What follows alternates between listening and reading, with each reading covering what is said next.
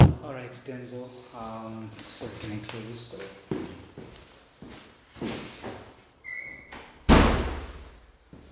So welcome to this session.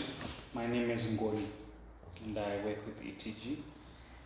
As we've informed, I think we're conducting this qualitative and quantitative research for the better understanding of the issues that you as a farmer you face, so that you sort of understand the kind of customers that we also deal with. So for the purposes of us having this audio, I think it to be recorded obviously with your consent. Yes. I hope you are happy with that. All right, can you quickly give us a short introduction about yourself, what you do, and where you are currently doing it? Okay. So, like I said, I'm Denzel from RedFields farm. I'm managing the farm, which is in Redcliffe. Okay. Yes, we're doing horticulture mainly.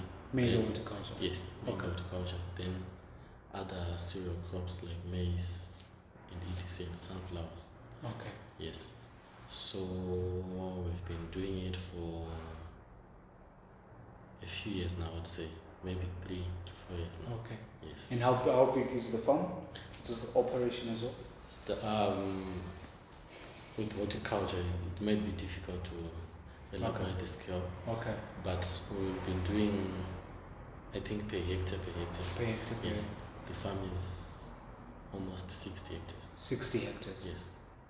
What area do you think you have under? I mean, what is it, 3-4 hectares that you're currently planting? It's over 5 hectares. Over 5 hectares. Yes. Okay. And which horticultural crops are you targeting at the moment? At the moment, I'm doing. I have sweet potatoes. Okay. I have lettuce. Okay. I'm about to do tomatoes. Okay. Okay. Okay. So can you walk me through your last input pages? What sort of chain do you go through in order for you to arrive to a decision of a purchase to say, okay, I'm going to buy compound seed, for instance? What drives that? Okay. Mainly it's the crop I'm planting, and my soil sample determines that I'm getting this fertilizer. Okay. And also the pricing. And the price. Yes. Okay. Okay, maybe if you can elaborate more on the price. If it's cheaper, then obviously you do consider buying the product. Should it be cheaper? Should it be? Not per se. It should be competitive. Competitive price. It shouldn't be too high, too low. Okay. Yes. If it's too low, I have questions. Concerns as well. Yes. Okay. All right. And then, do you have agronomists at the farm, or? Yeah, we consult an agronomist, and I'm also an agronomist as well. Oh, is it? Yes. Okay. No, that's good.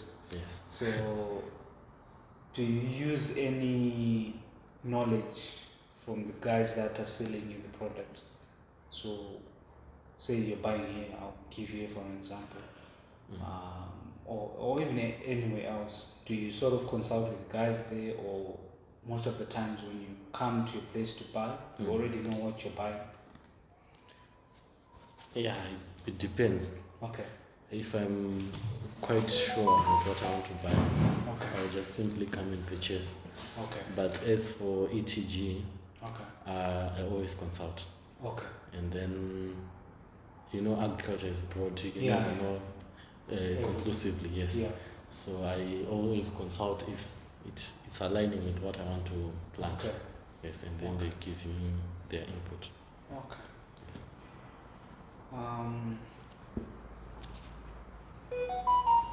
So when you buy a product, how confident are you that you are getting the right, I would say, agronomic advice from wherever you buy?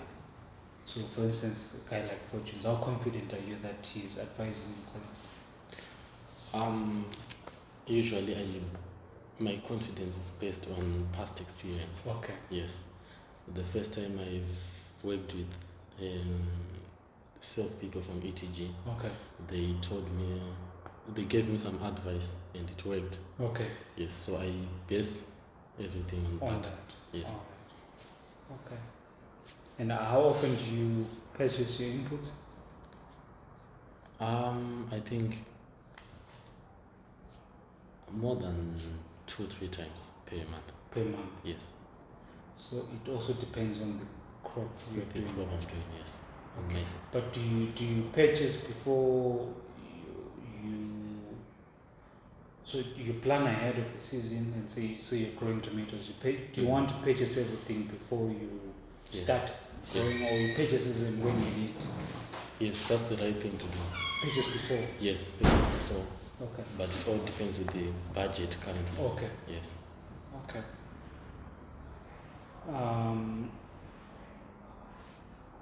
And how do you currently decide which inputs to buy or which inputs to use and where you buy them? I know earlier you mentioned price. Yes. Are there any other factors that you take into account to? Yes, for instance, the fertilizers, we can compare usually I like to consider the trace elements. Okay. Yes. You'd find that you'd have compound C from somewhere else. Yeah. And then compound C from ETG. Mm-hmm. Either of them might have the trace elements I'm looking for. Okay. So I put that into consideration. Okay. Yes. One, two, I would obviously think about the cost. Okay. And the location. Okay. Yes, to contribute. Maybe while it's on the location there. Yes. Can you please maybe further elaborate on that? Should be the place closer to where you're farming, or? The place should be convenient. It should be closer to where I'm from. Okay. Yes. Okay. So I know you said at RedFields farms you prefer buying once before the season. Yes. Okay. Is there a reason why you do that? Yes. From where I work, the director always emphasizes planning ahead. So that's what pushes us to do, and also for budgeting purposes. Okay. Yes, especially fertilizers. I have to buy once before I plant. Once before you plant. I had. Then the other inputs like the insecticides and etc. Maybe when they are finished, that's when I'll come back and buy. Okay. Yes. Okay. So please tell me about your last bed experience where you probably may have purchased fertilizer, chemical, or whatever, or seed, for instance. And what happened on that bed experience that you may have had when you were purchasing? Okay. I wouldn't say I had a bad experience. Not necessarily here, but anywhere else. Okay. Yeah. I wouldn't say I had a bad experience. Okay. But I would say it did not meet my expectations. Okay. Yes. I purchased seed, maize seed, for green mealies from some other company. Okay. Yes, and then I was expecting it was a medium maturity. Mm-hmm. I was expecting slightly bigger crops from the early maturity ones. Okay. But then I got the big crops, but I don't know what to call them. The cob wasn't full. Yes. Okay. So from my agronomic side, I did all I could, providing the nutrients, the water, everything. Maybe it was the weather or the seed, I don't know. Okay. That was the kind of the. So when you find yourself in such situations, how do you then tell if the problem was from your side, or it was the input itself that you used, or it was probably some agronomic activities that were not done properly? Okay. Firstly, I reflect on our side as the company, Okay. where we might have got it wrong. We consider our side, then we also consult the supplier Okay. for their input. Then we discuss. I think through the discussions we can figure out what went wrong. Okay. Yes. Okay. But So in this case, you know, you were not happy with the maize seed. It wasn't necessarily that maybe there's something. Maybe I would say my first suspicion was the weather. Okay. It's the season. Okay. It was very hot when we planted it. Okay. It was kind of off season. Okay. So I thought maybe it might have had an effect on the maturing of the crops. Okay. Yes. So if I may ask, do you have any you don't have to tell me the name. Do you have any particular supplier that you prefer buying from? Buying from whatever agri inputs that you're buying. Seed or fertilizer. Yeah, seed or fertilizer, or say they have everything. And if you have them, why is it that you actually prefer them over the other suppliers? Okay, as a customer, the first and the most important thing is the customer service. Customer service. Yes. Okay. Before I go to any shop or any supplier, I first think of the customer service there. Then if I am satisfied with the customer service, I'll go there first. Then I'll compare the pricing, everything. Yes. So I would say,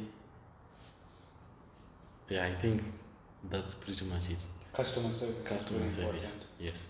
Okay. While it's still on that, so what are some of the factors that influence your decision? I'll give you just a few, maybe if you can also rank them. Okay. The price, the brand, reputation, that's company reputation, the product availability, and maybe credit. How would you rank those? What's more important to you when you buy?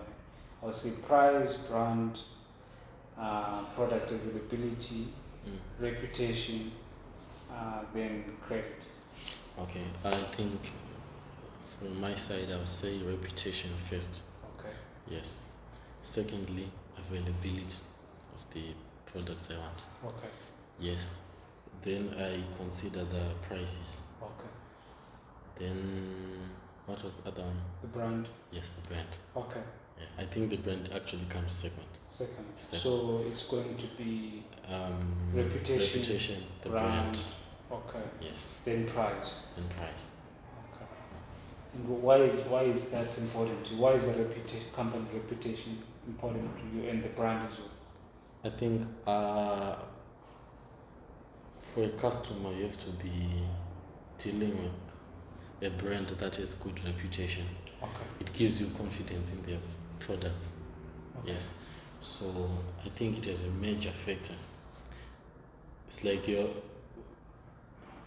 even when the agronomists are advising us, they always go for the statement that says, get your inputs from a reputable supplier. Okay. Yes. So I think it's very important for the reputation of the company and the brand. Okay. Yes. Just to understand a little bit about RedFields farms, do you guys export anything, or do you sell locally? At the moment, we sell locally. Selling locally, okay. But we want to export very soon. Yes. And where is your market? Is it here in Kwekwe or locally? Local. You mean local? Yeah. Local market. Yeah. I would say mainly Midlands. Mainly Midlands. Yes. Okay. But we also supply to other areas. Okay. Yes. Okay. So does the look or the feel of packaging impact your purchase? Yes, it does. Okay. In what way? I think you can just tell from the packaging uh, the credibility of the contents inside. Okay. Yes, if it's all packaged, it means the company is organized, they're doing the right thing. Okay. Yes. So in other words, poor packaging.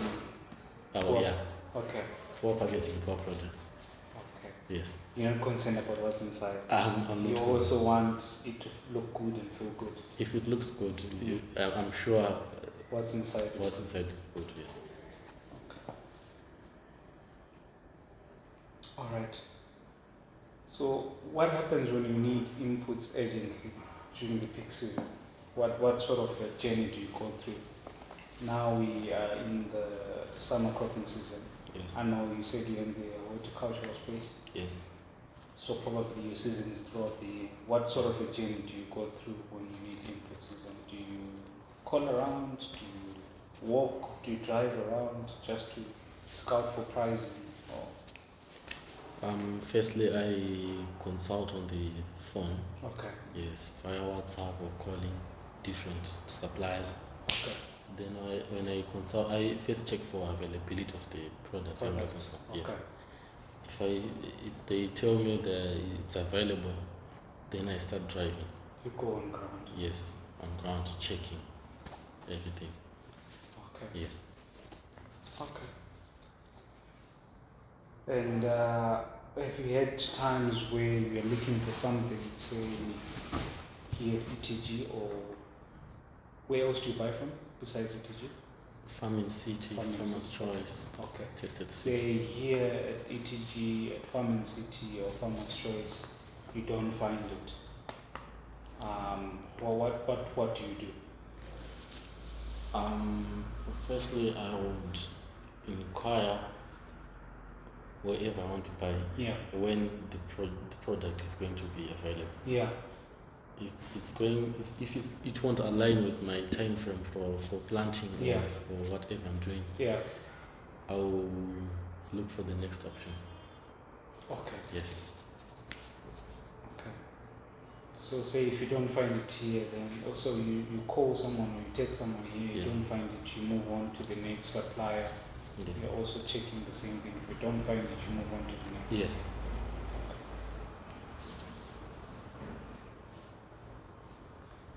Okay. Say you have been able to find part of the things that you're looking for from one supplier. The other things are from the other supplier. How do you manage that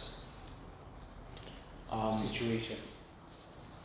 Like I said earlier, I would consider the location. Yes. The closest one. Yeah. I would consider it firstly, then the quality of the products I'm looking for, and I think the prices as well. And the price. Yes. So I put all of that into consideration before I move. Okay. Yes. And how would you then manage the logistics of that? I know you Going from this shop from to here. that shop. I don't mind driving. I'll drive. You drive from one shop to the other. Yes. If you find something here, you put it on the truck. Yes. Then Onto I the go next shop, you put it on the truck until you get all the things you need. Yes. Okay. And usually, how long would that take on average? So say maybe based on your past experience, you haven't found something here, but you know it's there at the next shop, so you pick something up here. On average, how much time would you then spend doing that? Just a few hours. I think for Kwekwe it's very small. Okay. So moving from this shop to the next shop, it won't take so many minutes. Yes. Okay. I think maybe 2-3 hours will be done. 2-3 hours you're done. Yes. And then how long will it take for you to, after the shopping, for you to ferry the things back to the farms? Within an hour. Within an hour. Yes. I'll be there.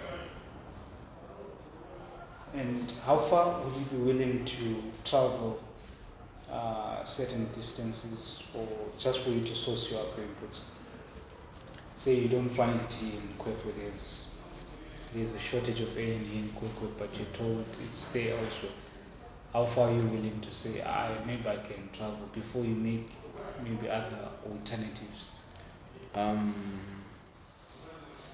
think if the next shop is maybe less than 2 hours away, I'm willing to go. Okay. Yes. So so if it's not available, you could drive to Harare, for instance, just to go and get your inputs.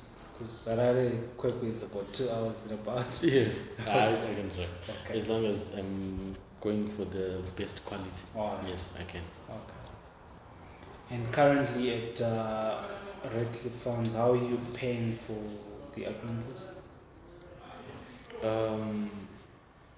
I sell my produce.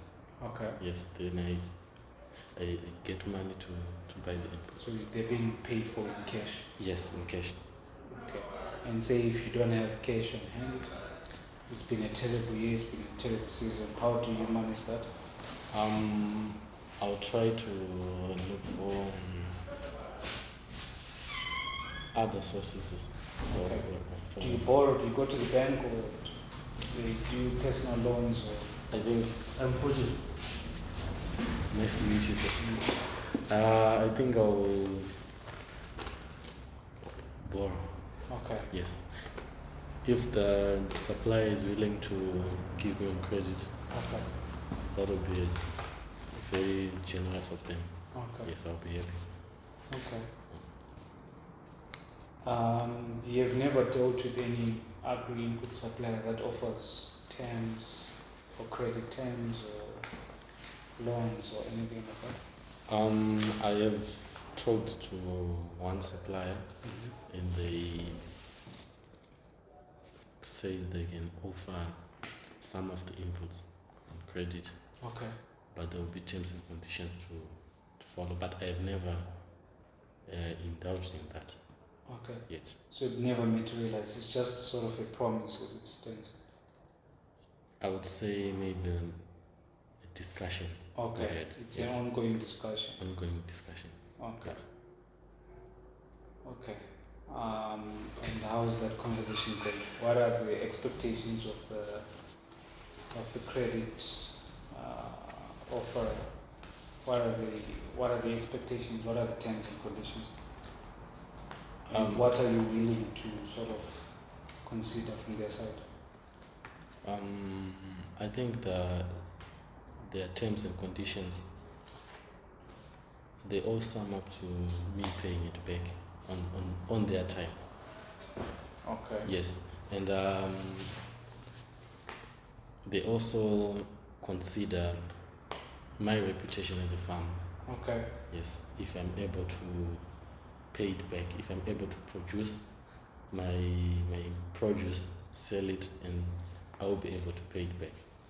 So you're happy with the terms that they offer, in other words? Yeah, kind of. Okay. What are are there any interest charges to what they're offering? No. No. So it's all based on trust. That yes. if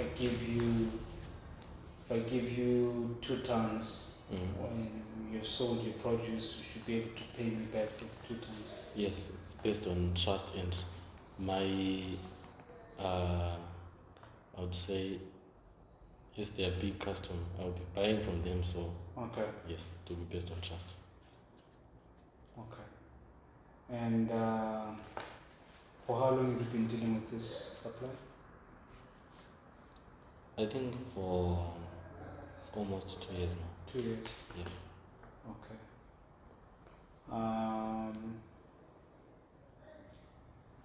Say that this thing does materialize. What are sort of the benefits that would that give to RedFields? We have the products we need at the time we need them. Okay. Always. Yes. That would benefit us. We won't have to delay or think twice when you want to plant something. Okay. Yes.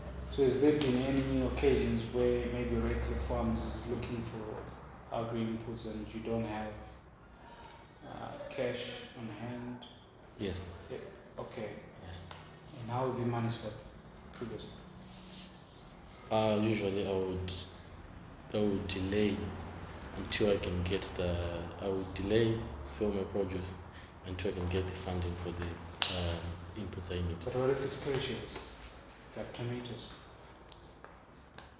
I'll have to find a way. There's always a market somewhere. Yes. Okay.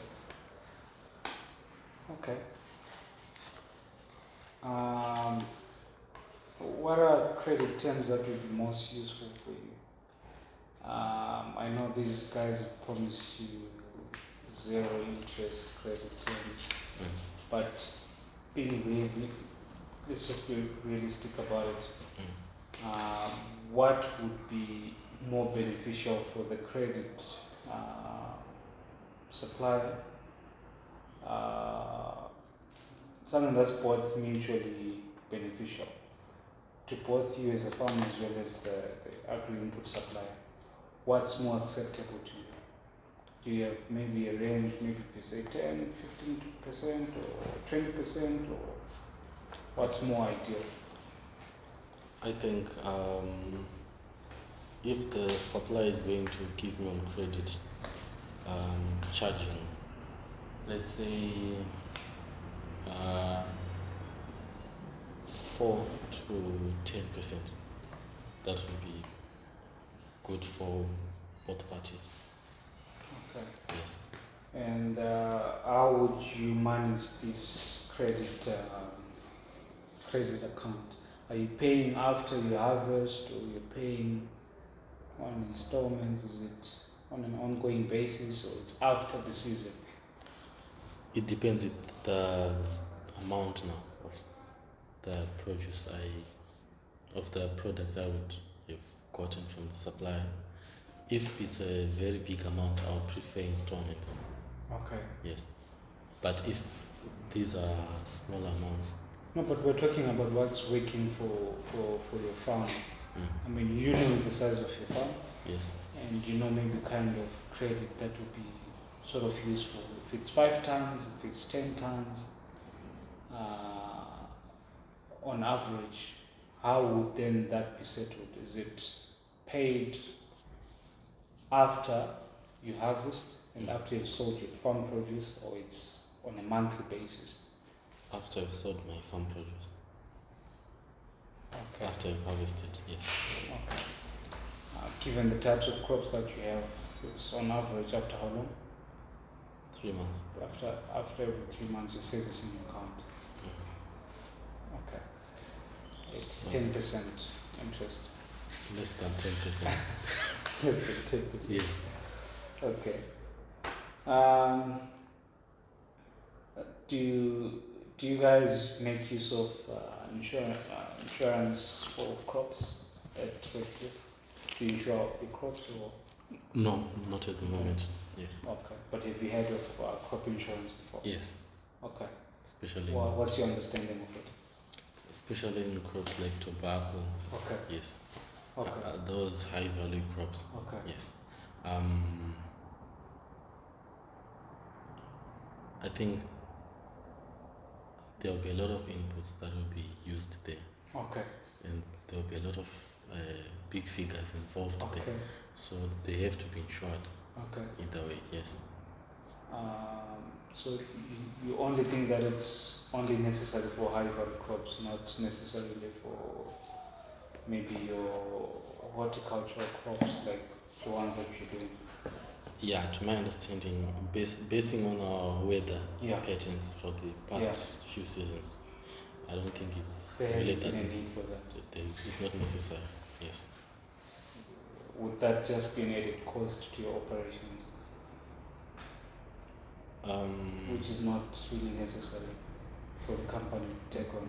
Basing on the past seasons, yes. But that's the beauty about insurance. You never know. Yeah, you never know.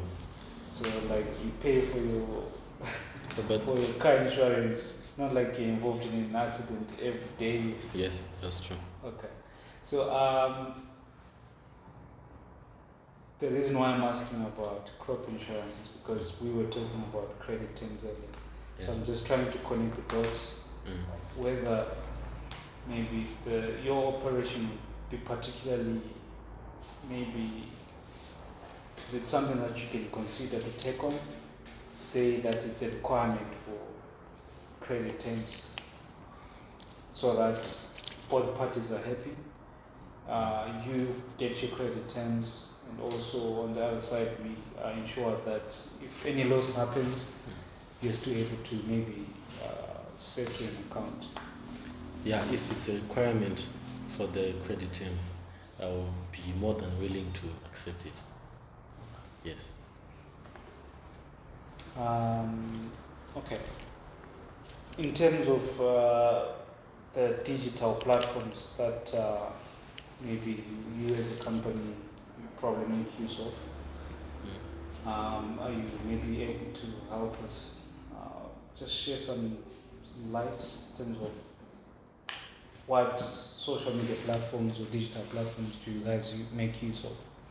Be it from ordering, be it from just staying informed about the markets, be it payment on the payment side, be it on the operations. Maybe if you can shed more light on that. Okay. We make use of social media platforms and applications such as Instagram, Facebook. Do you market yourself there? Yes, I do. So if I go on Instagram, there's RedFields pictures. Yes, you would definitely find my produce there. Interesting. Yes. And how has been that in terms of also shaping your brand and making a following for yourself? It has been very helpful in terms of reaching out to the customers. You'd find recently there's a guy who came from Shawani. He saw my post on Instagram of the watermelons I had. So I would say it's working for our company, social media platforms. Okay. Yes, for reaching our customers. Okay. But what are some of, besides you guys building your own brand, are you able to learn anything maybe from other platforms like ETG platforms or Kurima or Farmer's Choice? Are you? Yes. Yes, we do make use of the pages, Facebook pages. Yes, I actually follow ETG, I follow Farmer's Choice on Facebook. So yeah, I get to see their range. Okay. And some tips they share on their pages. Yes, I would say I'm getting information from the platforms, which is useful. Yes. Okay. How reliable is that information that you get on these social platforms? It's 50-50. Some I use it, some I don't use it. Yes, I base everything on experience. Okay. So if it doesn't align with my past experience, I won't use it. So you are better off relying on, if a certain product is worked for you, you are happy to try it than just trusting what a company is saying about a certain product. Yes. Okay. I base on what I've used. Seeing is believing, eh? Yes. Okay. So on that particular area, how did you get to start using kind of the ultra which you gave us a review about? Because you say you base on experience. You had never used kind of the ultra. Yes. But how did you get to use kind of the ultra? Okay, I was referred to it by a certain fellow farmer, firstly. Then secondly, I worked at a farm where they were using it. Okay. Yes, so I saw the results. Then I got to trust it. Then I got to use it. So if you come with another fertilizer, we say it's lettuce blend, per se. Yes. So you are not going to try it on your lettuce just because you don't have experience. No, now I take into consideration the brand and the reputation. Okay. Yes. So if 90% of the fertilizers that I've used that worked, I will try it. I'll be willing to try it. Because last time you ended up saying, all your D's are the same. It's kind of start. Chihuahua. I kind of start worked for me. Okay, fine. Thank you. Yes. Okay. How do you feel about ordering your own goods online, on digital platforms? It's very convenient. Have you done that before? I haven't found many suppliers who would actually make use of that. Okay. Yes, but I would like to use that. It would be very convenient for us. Okay. Yes. How would you rank that against coming into the shop and seeing, if you're buying kind of set ultra, like Fortunes is seeing kind of set ultra on the shop floor versus seeing it on your smartphone?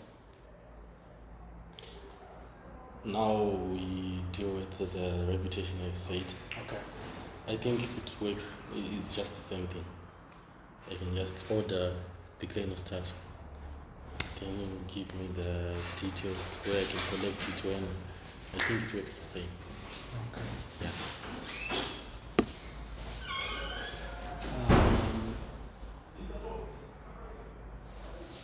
So, if via phone, what sort of a medium do you use to usually place your orders? I know you said you usually call before, Yes. you usually check before you come. Mm. Is it via call? Is it via a text or a WhatsApp? Usually I start with WhatsApp. Okay. If I don't get a urgent response, I call, then inquire. Okay. Do you do that with all your agri input suppliers? Yes, I do that. Okay. So you only start moving once you're satisfied that Yes. the product is It's there. there. Yes. Okay.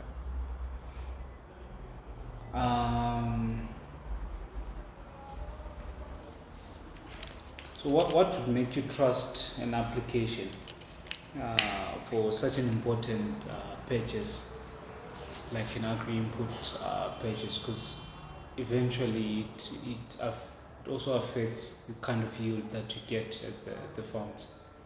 So I know you spoke about reputation.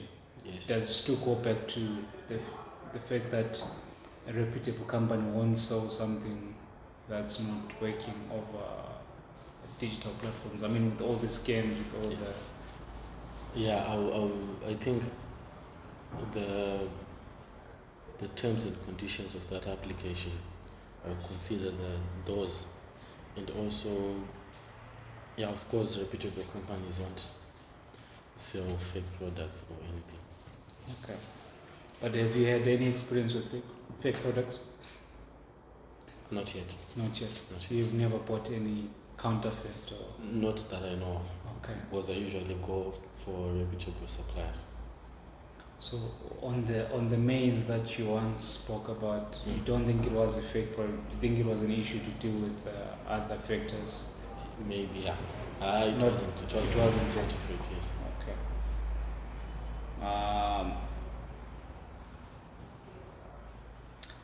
What would you do rather if you think that you sold a fake product? What sort of a channel would you go through just to verify if something was fake or not? I would contact the supplier Okay. and tell them my side of the story, what I went through and what I used to get from the same product, if it has changed. Then, if the supplier is willing to discuss with me or visit the farm, that would be a plus. I would appreciate them coming there, checking for themselves. Then we discuss, then we figure out what was the cause of the low performance of the product. Okay. Yes. Okay. So beyond the shopkeepers, the depot managers, where else do you get your agronomic advice? I know you said you're an agronomist yourself. Yes. How do you make sure that you still have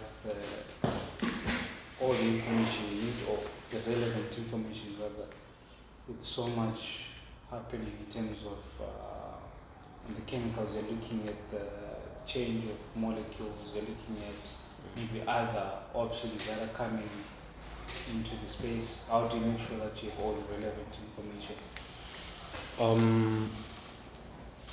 I make use of consultations online from different maybe suppliers, different agronomists, and then I mainly consult in person.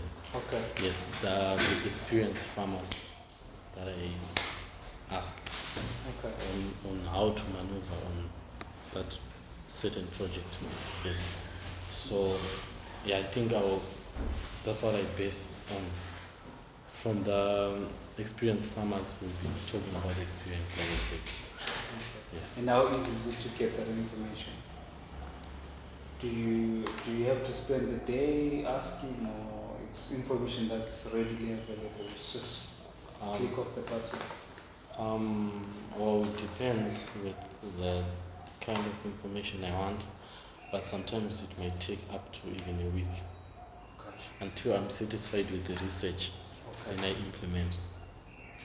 Okay. Yes. What are some of the things that you look at to say, I'll probably trust what Fortune's told me over what I got from Ngoni, for instance? Or I'll trust what company A gave me over company B? That's where reputation comes in now. Reputation comes in. Yes. So even if two companies Yes. saying the same thing, then one reputable company is saying the other thing, you are more inclined to what the reputable company is saying over Yes. what the crowd is saying. Yes. Okay. Okay. I know you're an agronomist and you have background in farming, but what maybe sort of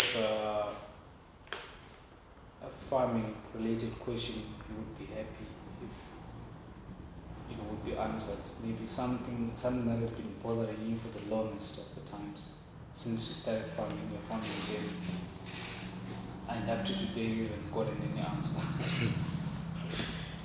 Not that I will answer it or Fortunes will answer it, but yeah, what is it that you feel like it remains unanswered for? Yeah, very mysterious. Okay. There are a lot of questions, but if I may think of one on the spot, I would say,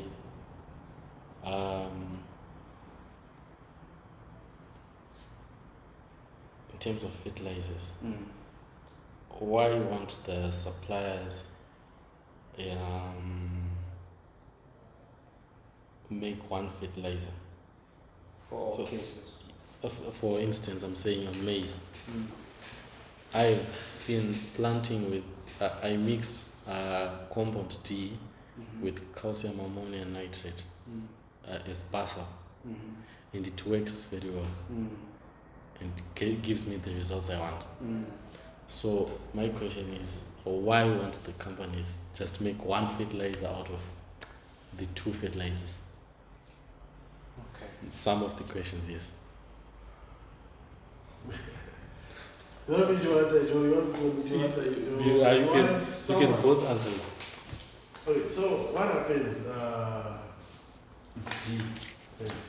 We have compound, we have types of fertilizers like compound and blend and all that. So during the process of blending, the calcium is already available. Now what's left is the percentage you want it to go. Because when we are making 7-14-7, then you mix it with calcium ammonium nitrate. Yes. We're just taking MOP, SOP, MAP. Yes. To make that 7-14-7 combination. Then we have our source of calcium. So now we're just enhancing calcium into your maize. Yet you are going to use ammonium in the later stages. So what you are basically increasing is calcium. Okay. So you can grow your maize, then you can apply calcium mescaline. It helps in your growth and strength of your. Okay. It's no longer mysterious now. Because calcium comes from the 80%. Yes. comes from the blending. So there's no need for us to add more calcium unless it's available in Okay. MLP, SOP, and MLP. Yeah, it should be available, but the quantity that I want. Now the quantity that you want, Yes. you have to buy MAP, SOP, MOP. And you make it. Because how many customers would want that? You see. Okay. Yeah, If it's only you, then it's going to be difficult for us to. Unless you want 30 ton, we can arrange that. Okay. Yeah, unless you want 30 ton, we can. You can arrange the blending. Yeah. Answer. No, it's answered. Okay. Thank you for Thanks that. for choosing for that. No, And if you think about the next season, what are some of the biggest worries that you actually have for the next? Maybe we won't call it a season for you. We call it the next year because I mean you're saying you're into horticultural stuff, which is Yes. almost throughout the year. What are some of the challenges that when you think about, you think next year it's such a tough year already? I think the weather patterns. Okay. Yeah, I've researched online. They're saying it might be the temperatures might drop. Yeah, to a greater extent next year. So I'm worried about that. Okay. Yes. And how prepared are you to face such, such a wrong With nature, you can climate change? Yeah? Climate change, you never know. Okay. Yes. So you can never be fully Prepared. You can How? just you have to know the type of crop you're going to grow to overcome that because you've already researched. Yes. If you're gonna go onion, wheat, barley Yes. throughout the winter, at least you can have something to sell. Yeah. Cabbages, lettuce, and all that. But it will still be affected. No, More. It depends. You can build a greenhouse. That's not a solution. It's not a solution. It's not a solution.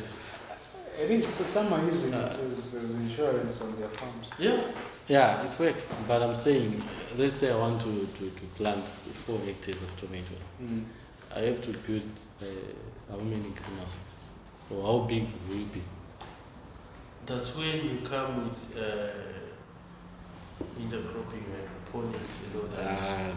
It's not practical. So say this is where you lack the knowledge.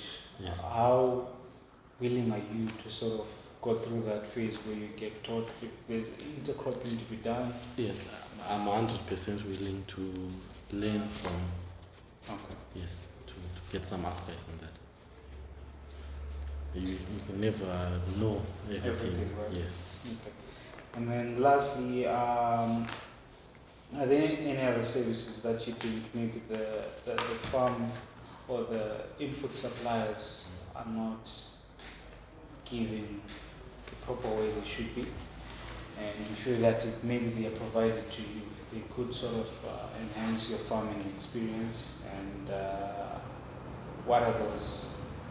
Just to give you an idea, maybe credit, advisory, or market access itself.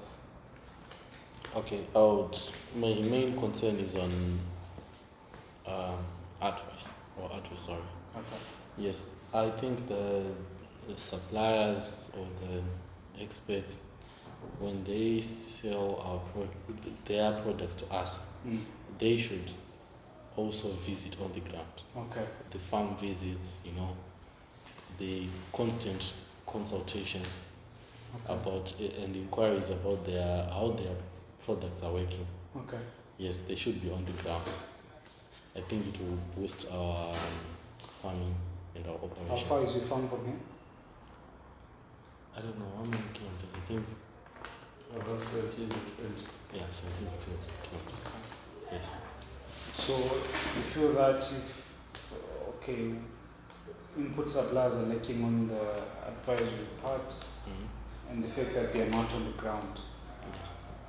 how would that be different? So say it's advice that you get when somebody's at the shop and the advice that you get on the farm, you think it's quite different in your own farm? It differs.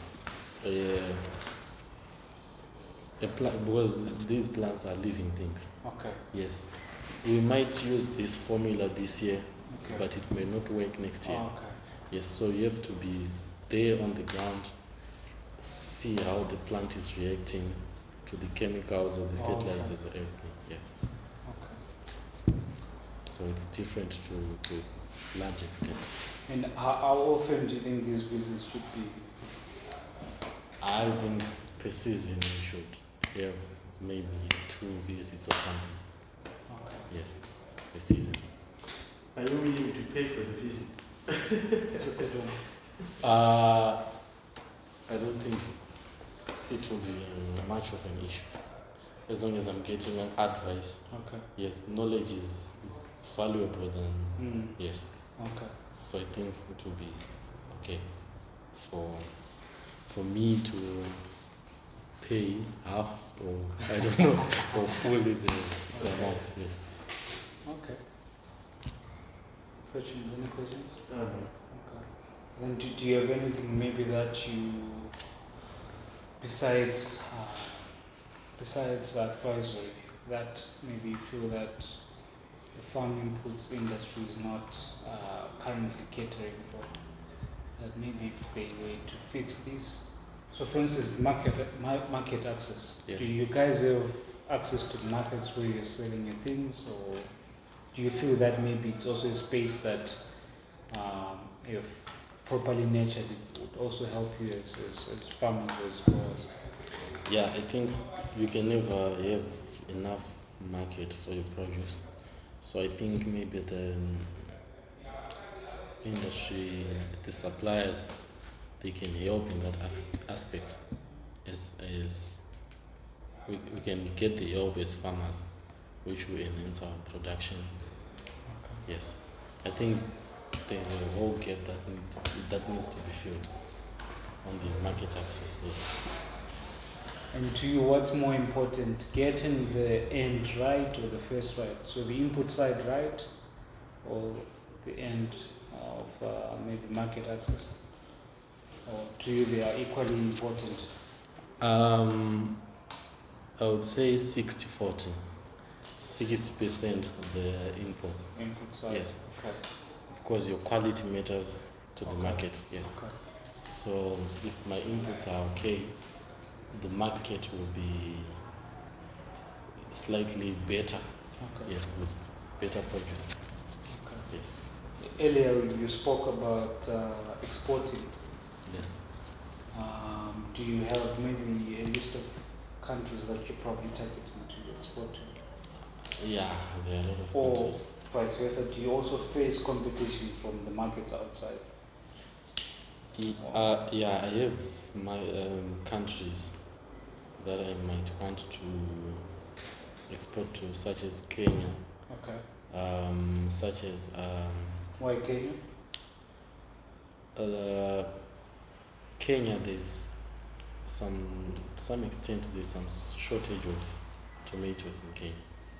That's what they say, according to the researches. I would choose Kenya. There's shortage and it's slightly closer. Okay. Yes, and I think their policies are more friendly. Okay. Yes, the other country might be Botswana. Okay. It's very close by, Okay. and they have a very unpredictable weather pattern. Okay. Yes, so most horticultural crops will be on demand. Yes, and to answer the second question, we face competition from South Africa, Okay. particularly onions in Zimbabwe. Okay. Yes, South Africa has the biggest market of onions in Zimbabwe. Okay. Yes. Why do you think that there is so much competition coming from South Africa? Is it the cheaper inputs from South Africa, or? Yes, I think the inputs are cheaper in South Africa. 1, 2, there are so many suppliers in South Africa for inputs, And I would say their input industry is competitive, so their prices are a bit fair comparing with our prices. Okay. Yes. And what could potentially make their inputs cheaper? Do you think that in Zim the industry generally is exaggerating on prices or what? I think they produce more. They produce more in Yes, South Africa. in South Africa than Zimbabwe. Okay. Yes. Okay. So it has an impact on the prices. Okay. All right. Do you have any questions for us? Or you have any contribution, anything to say about maybe ETG in general, and maybe relative to their competitors, or Okay, I would say of all the companies I've worked with, my most preferred one right now is currently is ETG. Okay. Yes. And why so? Your prices are just okay. Okay. They are very competitive. Okay. And would you say price comes third after the yes, after the reputation and brand? yes, Okay. and also the reputation of ETG. Yeah, I've seen it. Okay. The reputation and the experience I'm getting from your products, it's okay. Okay. Yes. Anything that you want maybe addressed going forward? Particularly ETG. Even on the industry, if ETG, then yes, and then even the other input suppliers. Yeah, I think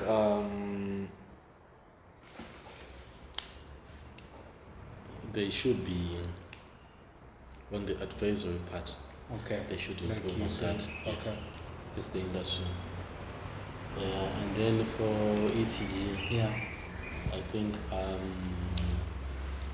what do you call them?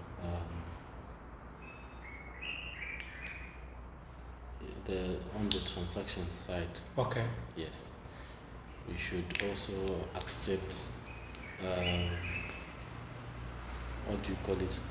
Other options. Other payment options. Yes. Okay, like what? Like which ones would you be? Swiping. Yes. Okay. Okay. Do other inputs provide those? Yes. You can swipe. You can swipe. Okay. You can swipe it. A lot of them you can swipe. Okay. Yes. You don't necessarily have to carry cash. All the time. Yes, all the time. Okay. All right. Now, how has it been that a challenge to you? The fact that you have to carry cash if you're buying here? It hasn't been a challenge per se, but I would say it will be better convenience to It offers convenience. Yes. Okay. The first convenience. Okay. Yes. No, thank you so much for your time. I don't know if you have anything to say. No, I thank you for the opportunity to have this discussion, this survey, and get some of the feedback from us as farmers. Yeah. I think that's a very good initiative that ETG is taking. Okay. It's rare from your industry. Okay. Yes, it's very rare. So I want to thank you for the initiative. Okay. Yes. No, you're welcome. But from us, really, we also just want to thank you for your time. Oh, and you kept you wanted my throat for. Yeah. You were the show when we said at Kwekwe this is seed caps. You say that. Well, now it's the seed cap. I think this is my fifth cap now. Really? Yeah, I can get it. Thank you. Thank you for your time. Thank you very much. Thank you. Okay. Thank you, Mr. Manager. Yes. You're welcome. It's okay. So where are the tomatoes? I'll bring them next time. You didn't give me feedback on the watermelon. It was tasty. Yeah. It was yes. Thanks so much. Thanks.